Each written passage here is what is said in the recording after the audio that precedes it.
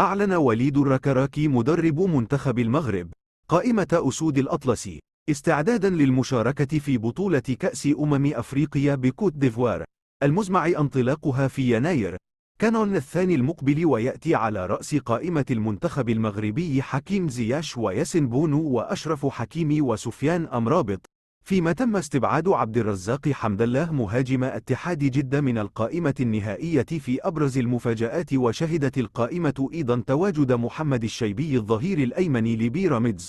وجاءت القائمة كالتالي: حراسة المرمى ياسين بونو، منير المحمدي، المهدي بن عبيد.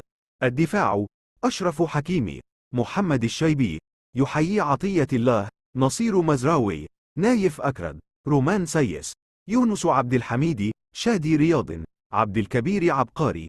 الوسط سفيان أمرابط، أسامة العزوزي، أمير ريشاريسون، أمين حارث، بلال الخنوسي، سليم أملاح، عز الدين أوناحي، إسماعيل الصيباري. الهجوم حكيم زياش، أمين عدلي، سفيان بوفال، عبد الصمد الزلزولي، يوسف النصيري، أيوب الكعبي، طارق تسيودالي.